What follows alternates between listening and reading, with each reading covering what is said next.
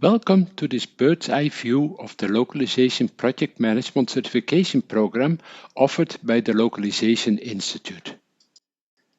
Let me introduce myself. My name is Willem Stoler. I grew up in Amsterdam, where I obtained my undergraduate and graduate degrees at the University of Amsterdam. After many years in IT consulting and software development, I made the move to localization. I have now over 25 years of experience in all aspects of localization.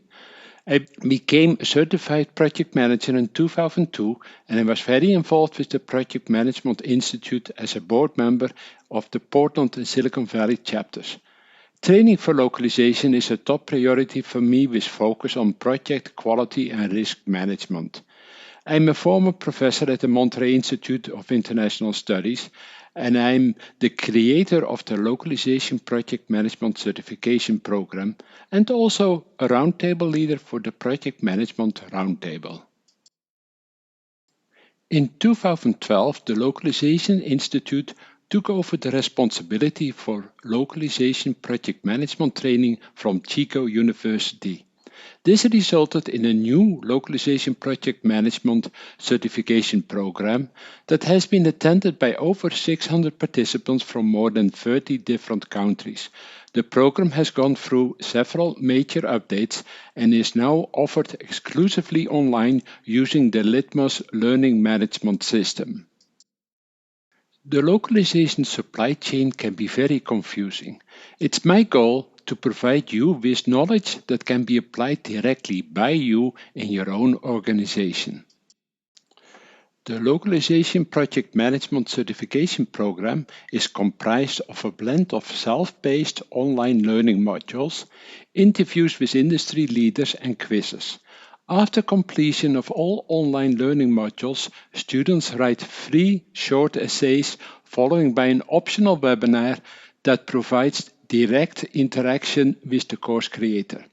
To complete the course, students take practice tests followed by a final 2 hours online certification exam. The first half of the learning modules is comprised of a set of introductory topics on internationalization, localization, globalization and global communication, followed by best practice topics such as machine translation, the localization supply line, localization in an agile environment, and community translation. The second half of the learning modules covers the process groups as defined in the Guidance on Project Management ISO 21500 standard. The presentation of these process groups has been adapted to the localization industry. Let's now watch several snippets from a few learning modules.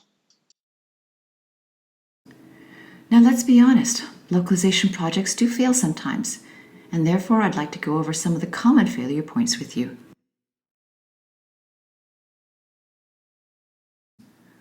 One of the most important tasks of a localization project manager is setting and managing expectations of stakeholders. Stakeholders are all the people who have an interest or are impacted by the localization of a product or service. Part of the setting of expectations is clearly communicating their requirements, what needs to be localized and when, and with what level of quality. The localization industry is weak in defining explicit quality requirements and the degree of market cultural adaptation, scope. It's essential to document and review localization requirements in detail, including quality scope requirements. If you do not, you will most likely not meet expectations of the requester who asks for the localization or customer who uses the localized product or service.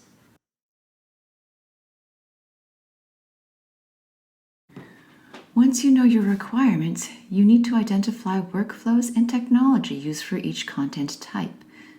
This is followed by determining resource requirements and evaluating risks. Skipping any of these steps will most likely result in overruns, delays, and missing expectations of the requester or customer. Planning needs to be done for each project and each transactional localization flow. The amount of planning depends on the complexity of the product or service to localize, the schedule, the budget, the number of stakeholders, and the number of languages.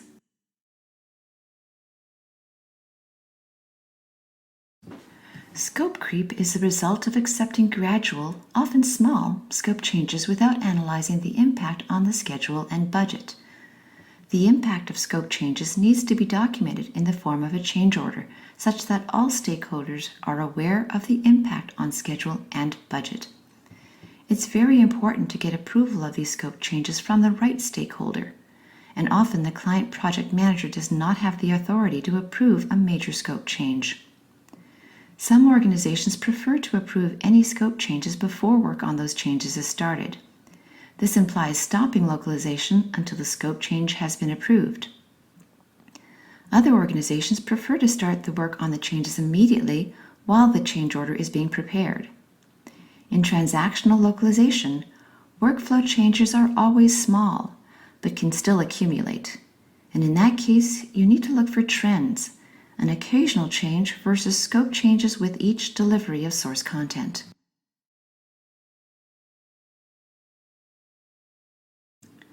Risk management is a systematic process of proactively managing uncertainties, constraints, and assumptions in order to increase the likelihood of meeting our project objectives, for example, quality, budget, and schedule. If you simply ignore the risks, your project or transactional workflow will most likely fail. Examples of risk are contractual or requirement risks, for example, incomplete requirements or an unapproved budget, time or cost risks, estimation error, rework, etc., people risks, wrong experience, not enough resources, etc., technology risks, new unproven technology, lack of training with new technology, etc., communication risks, stakeholder expectations not well defined or managed, and external risks, political or natural.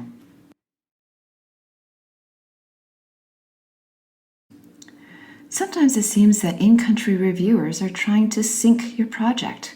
However, understand their expectations, involve them early on in the project, define quality from the start, define clear review processes, and provide easy-to-use tools for the review. I'll discuss a number of different ways to track progress on the project. Dead reckoning assumes progress is according to plan. It's seldom correct and should only be used when no further input is available. When using it in your progress reporting, clearly indicate that this is dead reckoning. A conservative approach is binary. Milestones and tasks can only be in two states, 0% completed or 100% completed. This approach does not require detailed estimation of work left or an estimate date of completion. In order to be meaningful, the tasks evaluated during this approach need to be of short duration and small workload. Otherwise, this method does not provide an up-to-date picture of progress. The re-estimating approach requires the following input for each task. 1.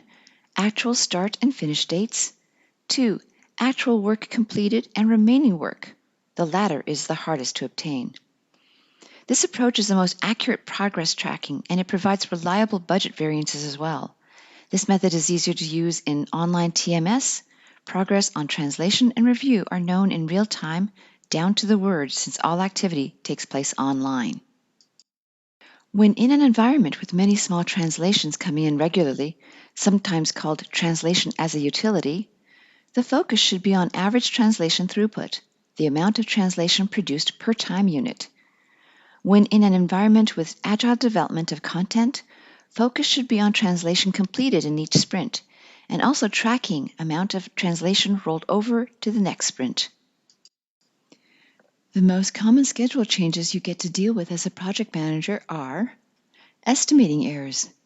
These can also include omitted activities because you did not include all elements in your work breakdown structure, or maybe you borrowed the work breakdown structure or schedule from a similar previous project. Productivity errors can also occur when some of the content is far more complex or misses context, resulting in a lower productivity for that content. 2. Rework required due to quality issues. 3. not enough resources available to complete an activity according to the approved schedule. 4. Having to replace resources due to turnover also often has a schedule impact. 5. Any scope changes originating from the client that impact the schedule. Let's talk a little more about estimating errors. In order to do so, I need to take you on a journey in statistics land. In the Develop Budget training module, I mentioned that it's wise to average both productivity and costs instead of relying on the productivity and cost of a set of selected resources. The reason being that due to the delay between planning and implementing, you might not have access to the resources you based your productivity and cost figures on. However, I did not address how to calculate that average, and that is the focus of the next slide. Okay, so you're not fond of statistics, but let me give you some simple examples. 1. 4 people are sitting in a bar all drinking beer. The 4 people all have a net worth of $50,000. But see, Jeff Bezos walks in and joins them. His net worth is $111 billion. The arithmetic mean of the net worth of these 5 people is $22,200,040,000. However, the more realistic median is $50,000. Which number to use to describe the average net worth of these 5 people? As they say in statistics, the arithmetic mean tends to put emphasis on the outliers, while the median ignores the outliers. How is this important to you as project manager when doing productivity and cost estimates? Here are 2 examples. You need to estimate the translation productivity for a new project. You have historical data from 5 translators, 2000, 1900, 1800, 2100, and 5000 words per day. The arithmetic mean is 2560 words per day. The median is 2000 words per day. What would be the most prudent and conservative number in this case? The median, of course. You need to estimate the translation cost for a new project. You have historical data from 5 translators, 0.17, 0.18, 0.20, 0.22, and 0.30 per word. The arithmetic mean is 0.214 words per day. The median is 0.20 per word. What would be the most prudent and conservative number in this case? The arithmetic mean, of course. The most common cost changes you get to deal with as a project manager are 1. Estimating errors. As shown, you could use the arithmetic mean when doing a parametric estimate of the cost. Many other issues are possible. A simple calculation error would result in a cost change. 2. Even if you use the arithmetic mean of a set of historical rates, you might have to use resources that charge a much higher rate due to availability or other reasons. The rate difference might also result from initially not understanding the purpose of the translation. For example, translating a patent where the purpose is to provide information about the patent in a language that a client's scientists can understand could be done by a skilled, experienced translator. However, if the purpose is to file for the same patent in another country, you need to use patent lawyers from that country, which would be much more expensive. 3. Rework required due to quality issues often carries an additional cost. 4. Any scope changes originating from the LSP due to misunderstanding the project objectives would have an impact on the budget. Finally, exchange rate fluctuations can impact the budget or the LSP margin. Let's look at an example. You need to translate 10,000 words from US English into European French. The cost is euro 25 cents per word for a total of 25,000 euros. At the time of the contract, the euro to USD exchange rate is 1 euro equals 1.2 USD. So your cost as a US-based LSP is 25,000 times 1.2, which is equal to 30,000 USD. And the client is paying you in USD. Due to economics change, the exchange rate is changing to 1 euro equals 1.4 USD. So now your cost is 35,000 USD, and you just lost 5,000 USD and reduced your margin accordingly. Therefore, if at all possible, you want the client to pay you in the same currency as you have to use to pay your translators or other external resources. To further enrich the learning experience, I have included many interviews with leaders in our industry on topics such as neuro-machine translation, the dynamic quality framework, geopolitical compliance, advances in internationalization testing, etc. These leaders present companies such as Cisco, Intel, Microsoft, Salesforce, Electronic Arts, Lionbridge, and many others. Let's watch a snippet from an interview on neural machine translation with Jay Marciano. Why don't you explain a little bit for our audience the differences between statistical MT we all got used about this. Now we basically don't talk anymore about rules-based systems, and then neural MT and what that means as far as usability and applicability. Sure.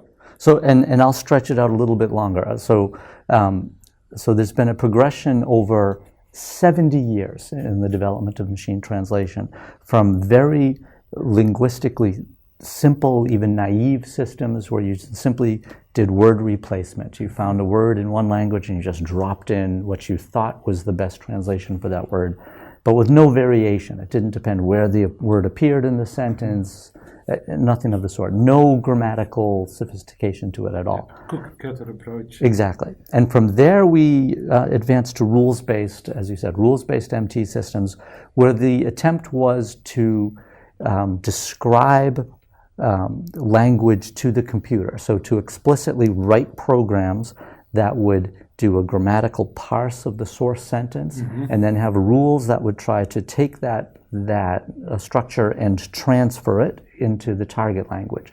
And they were run, so you had rules and you had dictionaries that supported that process. In the early 1990s, IBM came up with the idea of statistical machine translation. It's interesting to note that it was 1991 that the paper came out, because they had to wait almost 10 years for computers to be powerful enough so they could really try out these ideas at scale. And one thing we see in machine translation again and again is that the computers advanced in their power, and then we were able to try more and different things. And so statistical machine translation came, not surprisingly, after translation memory began to be a thing in the early 1990s. Sure, because I worked with the early systems, that is well, even DOS-based systems. Yeah, and exactly. And so what translation memories allowed us to do is to start collecting data, start to collect source sentences and the corresponding translations for all kinds of things that were translated. And you remember it was a radical thing at the time to save translations, but now it's absolutely standard process. So what that allows you to do is to collect a great deal of information that has been translated, source sentences translated into multiple target languages. And with that, you can start doing machine learning. And machine learning is simply where, as opposed to rules-based system, where I'm trying to describe language to the computer, you say to the computer, here's some language, look at it and learn from it. So it's learning by example in many ways. It's learning by example. It's not the same as example-based MT, which is something else, right? Yeah. And so with statistical MT, what we did was apply methodologies that came from speech recognition systems, called a hidden Markov model, doesn't matter at all, but it's where you take little bits of the source sentence and you correlate those to little bits of the target sentence, and then you create a statistical model of how those two languages relate to each other, but even more so how the little bits of those language relate to each other. And the funny thing with statistical is how well it worked. And I use past tense. There are still many people using statistical MT systems because it doesn't even look at the entire source sentence. No. It never does. It breaks it down into these little bits and then it stitches things together in the end to come up with a translation. But it's based, I like to compare it to a chess program. A chess program calculates all of the possible moves and then selects the one best move. Right. And a statistical MT system creates many, many, many candidate sentences and then looks at which one of those sentences looks the most like the target language should look. And by that I mean which of those sentences has an order of words that is most likely to occur in the target language. An example in English is that the word the is almost never, ever, ever followed by the word the. Mm-hmm. And so that would be a case of something that if you saw that, you would say, that's not a good translation, that's not a good string of words in English, throw it out. However, the plus big might appear a great many times. So that would be a more common thing to occur. And so if you had one candidate sentence that had things that were not likely to occur together, you would throw that out in favor of one that had something interesting. That reminds me a little of cryptology, where you also look at frequencies of combinations. Well, all of machine translation, in effect, came out of cryptology, came out of an experiment that here's a text that I don't understand, put it in a form that I do understand it in.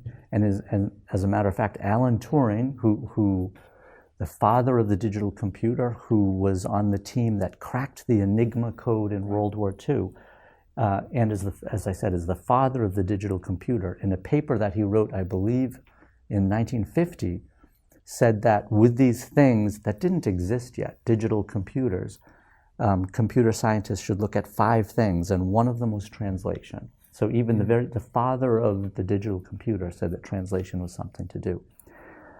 So after statistical MT, whose heyday was from 2000 to about 2015, we started using deep learning and neural networks. And deep learning is simply machine learning that results in a deep neural network. And a neural network is simply a series of decisions that get made. And when there are multiple layers of decisions that get made, it's considered deep because you have all those different layers. So the only difference between machine learning and deep learning is the depth of the thing that you're creating. But the more important thing with neural MT, and the way it really differs from statistical, is that in statistical MT, you gave the computer these translation memories to learn from, and you told it exactly how it should learn. You said, break up the source into little bits, break the target up into little bits, and correlate the two with each other.